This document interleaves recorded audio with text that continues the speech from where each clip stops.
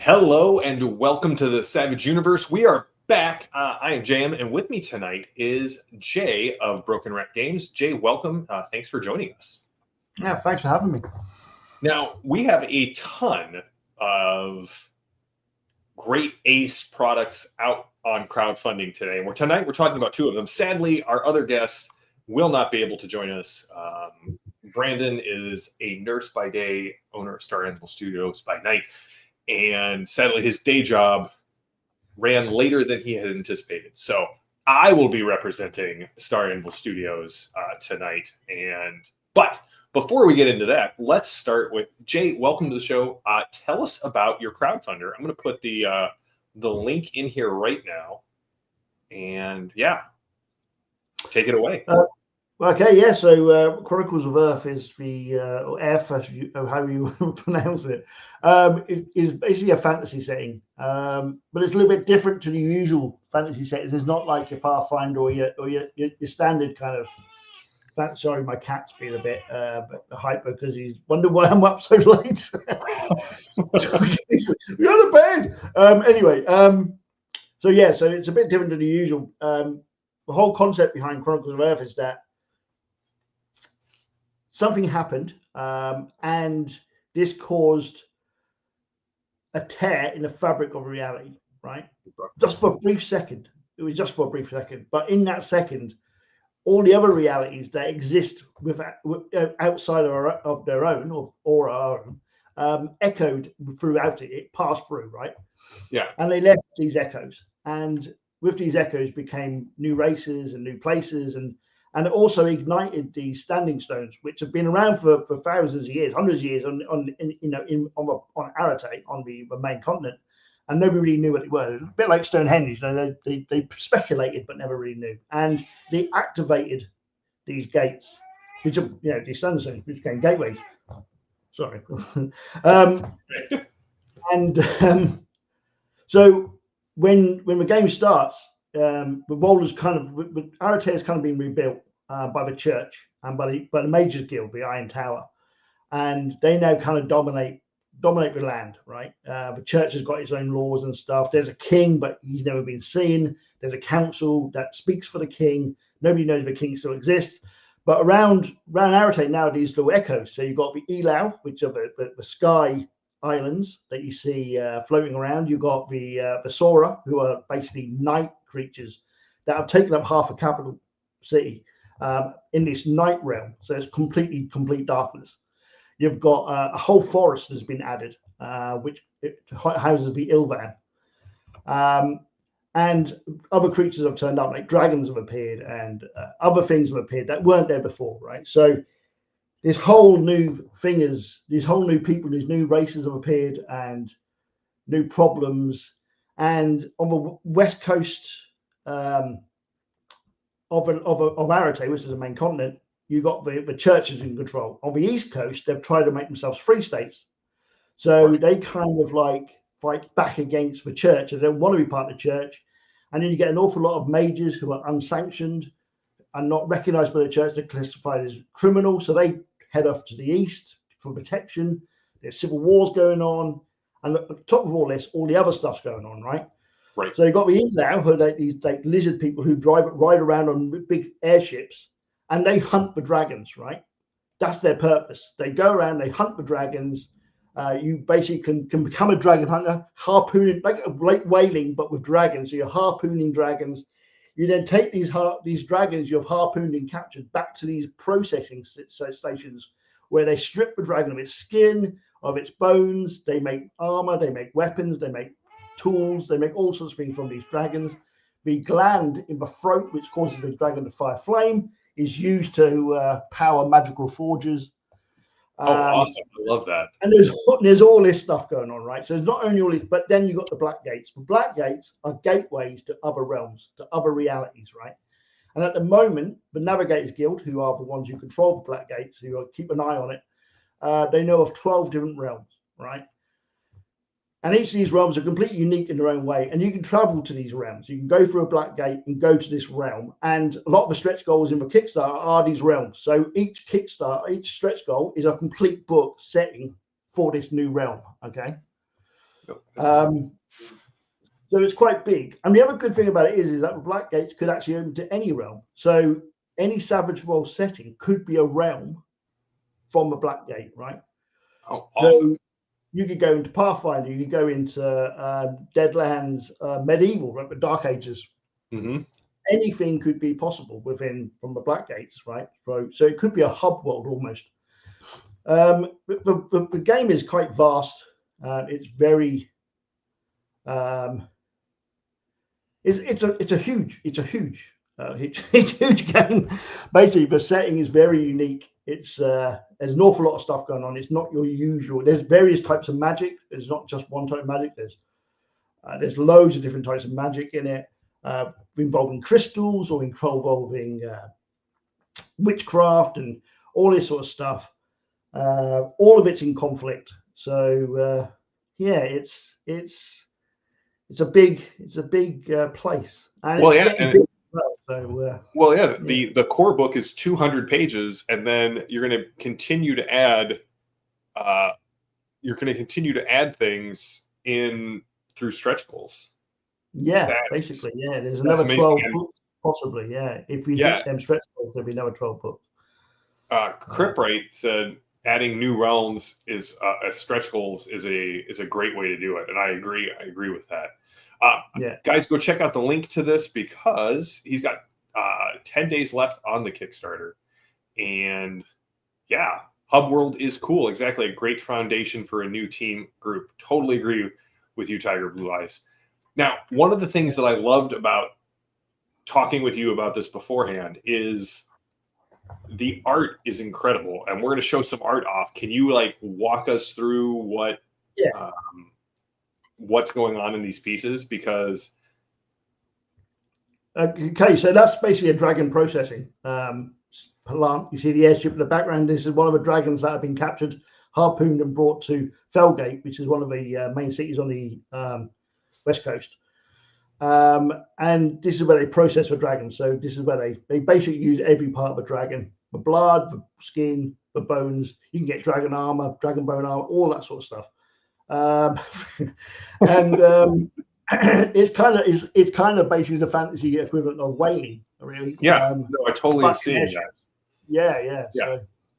Or what's the black market Hannibal Chow in the Pacific Rim movie, where his crews go in when they kill a kaiju and they strip it for parts to then sell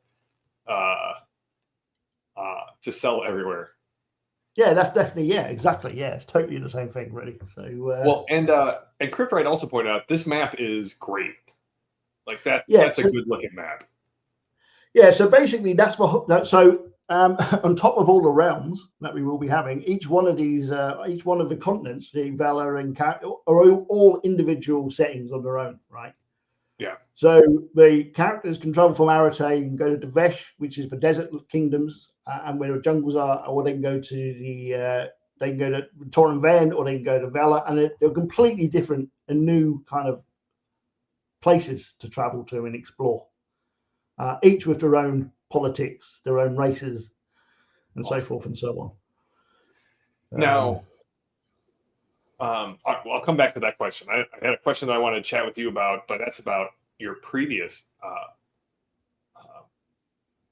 Savage Worlds book that you did. Let's talk about. So these are that floating islands that you were talking about. I love the chains, kind of linking them, or is that holding them to the ground? Is that basically? So these are the Elau cities. So these are where the airships are built, and the Elau are kind of mechanically advanced, right? So they're the ones who brought guns to the lands, right? So they flintlocks and mechanical devices and mechanical prosthetics and stuff, right? So these are the people who brought all this stuff, and they're the ones who hunt the dragons, and they're kind of lizard people in effect, right?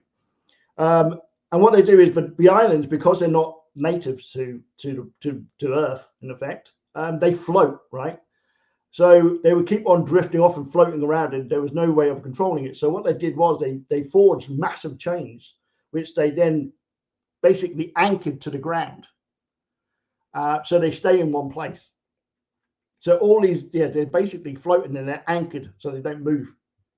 And Because obviously they'll fly off and come back, and the island wouldn't be there anymore; it'll be somewhere else over the ocean or something, which was no good to anybody. So yeah, so it's basically they're anchored to the ground with massive chains.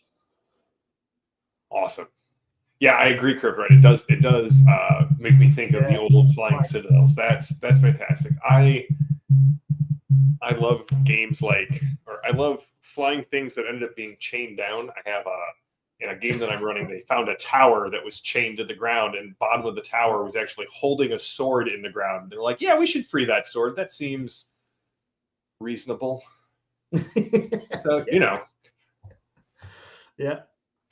So this is one of the cities. This is called Pandova. This is a southern city, and it's most fortified because it's very hard to attack because it's up in the mountains.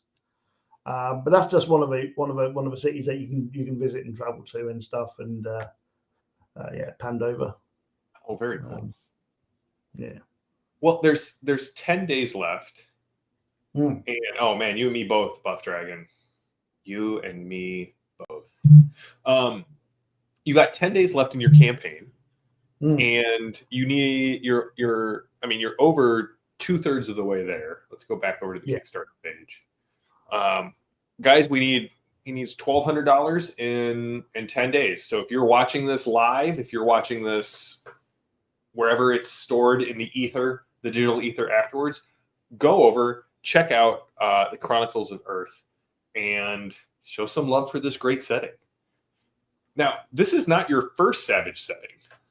No, it isn't. No. We were talking about, I'm going to put the link in the show notes or in the chat. Do you want to take a quick second and tell us about Savage Ghost Ops? Well, Savage Ghost Ops was done a while ago now. This is Savage Ghost Ops, and it's basically a special forces. And I did it. There's two different versions of this. There's a Savage Ghost Ops. There's also the standard Ghost Ops, which uses my own sort of ghost engine.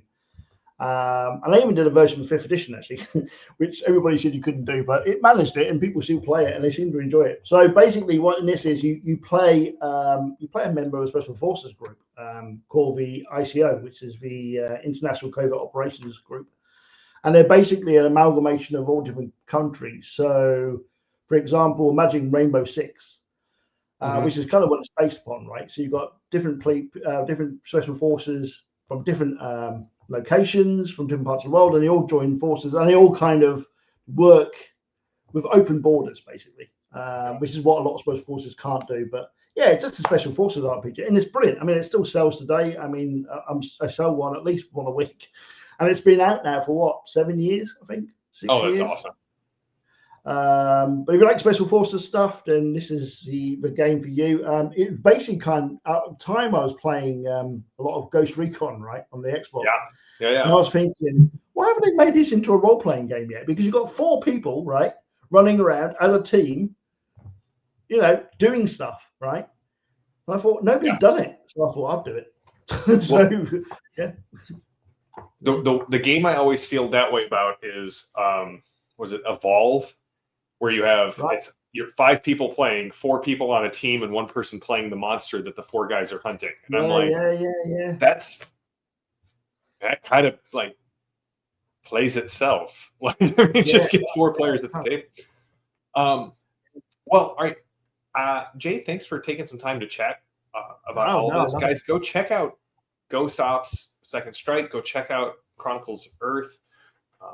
Hopefully, we're going to have you on here again soon, because you were saying you were getting back into the Savage World Publishing, the license side of things. Yeah, I've got a lot of things planned, especially with Chronicles. I mean, as long as Chronicles funds, then I'll continue producing stuff for it. But I've already got the second continent on Earth mapped out and planned out, so that's ready to go. All the realms and stuff you can travel to are all, they're going to have, as I said, they're going to have maps, they're going to have their own races, their own magic systems. They're all going to be unique, which is one of the great things about Savage Worlds, because of the rule system, you can easily blend it in with other things, right? You can, and that makes it really easy to create these unique worlds that people can travel to. That makes everything every time you go into it different, I guess. So Yeah. I was going to ask, do you have any specific setting rules for this set? yeah, there is going to be some specific. Yeah, there is going to be some, and there's also guild. This is a new thing. I don't know if I've done it in the Savage Worlds game before, but there's going to be guild edges as well. So when you join a guild, which is optional, you don't have to, but when you join a guild, you get an edge, which is specific to the guild. Oh, very cool. Other benefits and stuff. So yeah, there's going to be settings rules, and it will be based upon whether you want to play as a rogue mage, or you want to play as a sanctioned mage, or you want to play as somebody who's a mercenary working on the East Coast against the church or for the church. You can play inquisitors and that sort of stuff. So Awesome. There's a lot of there's a few setting rules that'll work with. Be quite. It's going to be a really interesting game. I'm hoping it runs because I'm really looking forward to getting it done. Well, again, 10 days left. If you guys haven't clicked on this, go over to the Kickstarter page, check it out, see what the rewards are. Back it. Like, this is the whole point of Savage Universe, is taking time on the peg channels to ensure that we're doing what we can to the rising tide raises all ships. So if you're not aware of this Kickstarter, you have no excuse anymore. Let all of the people that you know who play Savage Worlds know. Head over to Kickstarter, back Chronicles of Earth, and support a great content creator and a great ace. Question from Billy Berserker: is there going to be an adventure generator or adventures published for the setting? Yes, I'm trying to get adventure generators in all my games. So in the GM section, there will be adventure generators. There'll also be, obviously, all the standard tables, encounter tables, and that sort of stuff going on, plot seeds and all that sort of stuff. And there will be adventures written for it, set around the world. And same with all the settings that come afterwards. Anything that gets released as a lower realm will also have its own kind of set of adventures. One of the things I did do, and I'm thinking about doing it again, with Ghost Ops, we did a thing where backers could write adventures for the game after they've received a PDF and read through it and stuff. And those adventures would then be placed into an adventure sort of pack and placed on the drive-through, and all the money, all the proceeds would be divvied up between the people who contributed, right? Oh, that's awesome. I wouldn't make anything, but drive-through obviously makes something because drive-through always gets their cut, man. Exactly. But all the rest of the money. So we did it with Ghost Ops. I think we had six people who wrote adventures, and this is going back 5-6 years now, and they're still getting royalties from selling that adventure pack, right? Awesome. Mission packs. So cool. I don't get anything from that, but we players do. But people who write the adventures get it. And are you doing that with the Chronicles of Earth as well? I can do that. Yeah, I've been thinking about doing it. Yeah, I think that would be quite a good idea. Great to have the people involved and making something off it. I mean, they'll send me the adventure. I do the layout, stick some artwork in it and a map, or they can do the maps, whatever, and it gets stuck out there. That's awesome. So yeah, that's something I'll definitely look into. Well, without Brandon here, I will do my best pitch for what's going on for Star Anvil Studios. Star Anvil Studios is running another crowdfunder for the secret world for Savage Worlds.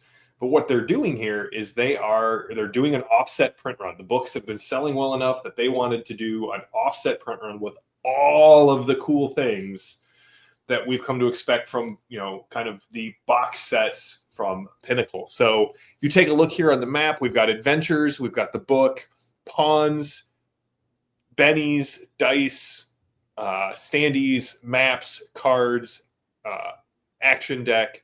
And so I think all of the stretchables have been unlocked. So there are faction pins, there are faction dice, there are faction bennies, and a new little essays going into the book about secret worlding your hometown, how to take stuff from where you live and turn it into a secret world adventure.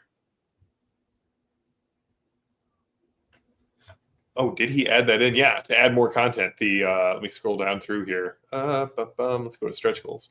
So yeah, we've got faction dice, we've got faction pins, the bennies, and then this added little content here.